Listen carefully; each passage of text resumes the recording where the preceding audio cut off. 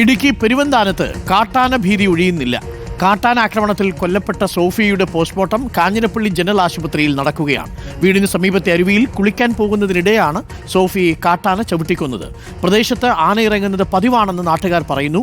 സോഫിയുടെ കുടുംബത്തിന് 10 ലക്ഷം രൂപ ധനസഹായം നൽകുമെന്ന് ജില്ലാ കളക്ടർ ഉറപ്പ് നൽകി. അഞ്ജന അനിൽകുമാർ ചേരുന്നു കൂടുതൽ വിവരങ്ങളുമായി. അഞ്ജന, സോഫിയ നേരത്തെ പ്രതികരിച്ചത് നമ്മൾ കണ്ടതാണ്. അതായത് ഈ മരണം നടക്കുന്നതിന് മുൻപ് നേരത്തെയുള്ളൊരു വീഡിയോയിൽ ഈ കാട്ടാന അവിടെ വരുന്നതും ഒക്കെ നേരത്തെ പറഞ്ഞിരുന്നതുമാണ്. ആ സോഫിയ തന്നെ പിന്നീട് വീണ്ടും കാട്ടാനാക്രമണത്തിൽപ്പെട്ട് ജീവൻ നഷ്ടപ്പെടുന്ന അവസ്ഥയിലാണ്. ഇനിയിപ്പോൾ സംസ്കാര ചടങ്ങുകൾ എങ്ങനെയാണ് നടക്കുക? ജില്ലാ കളക്ടറുടെ ഉറപ്പ് കിട്ടിയിട്ടുണ്ടെന്നാണ് അറിയാൻ കഴിയുന്നത്. അതുകൊണ്ട് ഇനി പ്രതിഷേധത്തിന് സാധ്യതയില്ലല്ലോ അല്ലേ അഞ്ജന?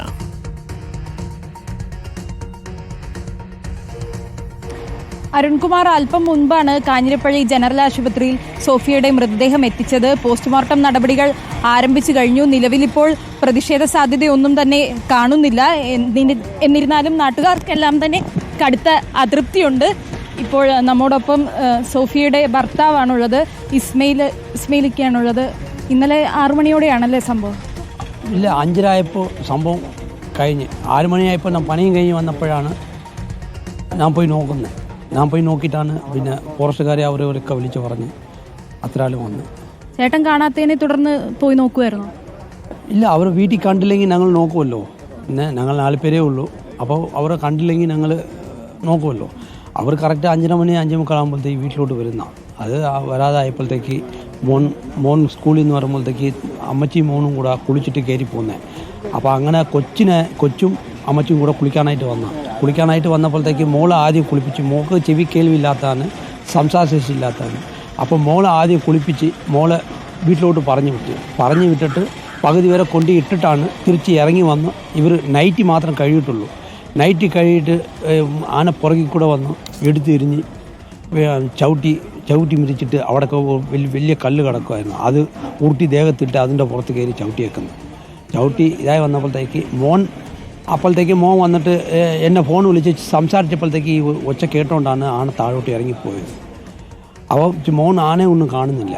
അപ്പോൾ ഈ എന്നെ വിളിച്ചിട്ട് പറഞ്ഞ് അമ്മച്ചി കണ്ടില്ല എന്ന് പറഞ്ഞപ്പോഴത്തേക്ക് ഞാൻ പറഞ്ഞ്, മോനെ ഇനി ഒരു കാര്യം ചെയ്യും, സകലം മുന്നോട്ട് പോയിട്ട് അവിടെ നിന്ന് വിളിക്കുക, അമ്മ വിളി കേൾക്കും, ഉണ്ടെങ്കിൽ വിളി കേൾക്കും, വീട്ടിൽ പോയിട്ടുണ്ടെങ്കിൽ വിളി കേൾക്കും എന്ന് പറഞ്ഞു. അപ്പോഴത്തേക്ക് മോൻ മുന്നോട്ട് പോയപ്പോഴത്തേക്ക് ആ ഓളിയുടെ അടുത്ത് ചെരുപ്പ് അപ്പുറത്ത് മാറി കിടക്കുമായിരുന്നു. അമ്മച്ചിയുടെ ചെരുപ്പാണല്ലോ എന്ന് പറഞ്ഞ് നോക്കിയിട്ട് അങ്ങോട്ട് ഈ താഴോട്ട് നോക്കിയപ്പോഴത്തേക്ക് കല്ലുകൂടത്തിനകത്ത് കിടക്കുമായിരുന്നു. നെഞ്ചത്ത് വലിയ കല്ലും കിടക്കുമായിരുന്നു. അങ്ങനെ ഇതായി വന്നപ്പോഴത്തേക്ക് ഇവൻ അമ്മച്ചി മരിച്ചു പോയെന്ന് പറഞ്ഞ് കാര്യപ്പോഴത്തേക്ക് എന്നാ പറയുന്നതെന്ന് പറഞ്ഞാൽ അവിടെ നിന്ന് ഓടി വന്ന് നോക്കിയപ്പോഴത്തേക്ക് മരണപ്പെട്ട് കിടക്കുമായിരുന്നു. അപ്പം മോൻ കുഞ്ഞല്ലേ, ഞാൻ മോൻ്റെ അടുത്ത് പറഞ്ഞ്, മോനെ ഒന്നും സംഭവിച്ചിട്ടൊന്നുമില്ല, പേടിക്കാനൊന്നുമില്ല, മോൻ ഒരു കാര്യം ചെയ്യും, അപ്പുറത്ത് മാറിയിരിക്കുന്നു പറഞ്ഞ് കൊണ്ടുപോയി അപ്പുറത്ത് മാറ്റി ഇരുത്തിയിട്ട് വന്ന് കൈയൊക്കെ പൊക്കി നോക്കിയപ്പോഴത്തേക്ക് ഉച്ചിപ്പോട് തണുത്തിരിക്കുകയായിരുന്നു.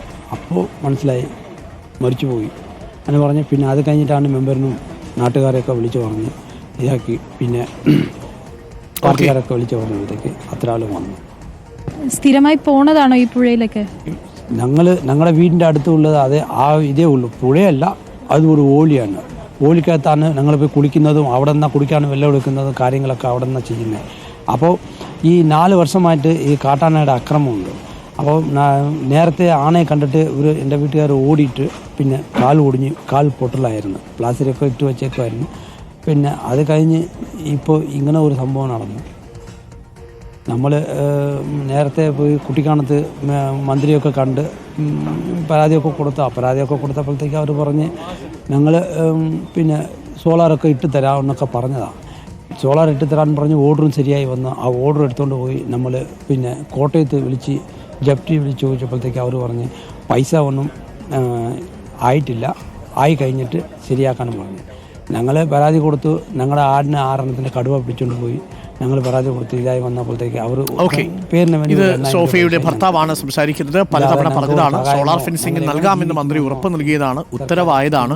പക്ഷേ പൈസ ഇല്ലാത്തത് കൊണ്ട് സോളാർ ഫെൻസിംഗ് ഇട്ടില്ല എന്നാണ് ഇപ്പോൾ സോഫിയയുടെ ഹസ്ബൻഡും പറയുന്നത്. നേരത്തെ ഈ സോഫിയ ഈ കാട്ടാന ആ പരിസരത്ത് വരാറുണ്ട് എന്നുള്ള വിവരം നേരത്തെ ഒരു വീഡിയോയിൽ ആശങ്ക പങ്കുവച്ചിരുന്നു കൊല്ലപ്പെടുന്നതിന് മുൻപ്. ആ വീഡിയോ കൂടി നമുക്കൊന്ന് കണ്ടുവരാം. സാറേ, ആന ആന ആനയെ കണ്ടിട്ടുണ്ടോ പോകുന്ന വഴിക്ക്? പറഞ്ഞു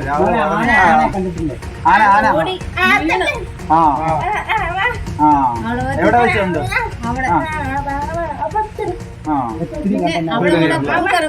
പുള്ളി പോകുമ്പോ കാണിക്കും നിങ്ങളങ്ങ് പോകും. ആന നേടെ വരുമോ? കൊച്ചു വീണ് ആന മേടിച്ചോണ്ട്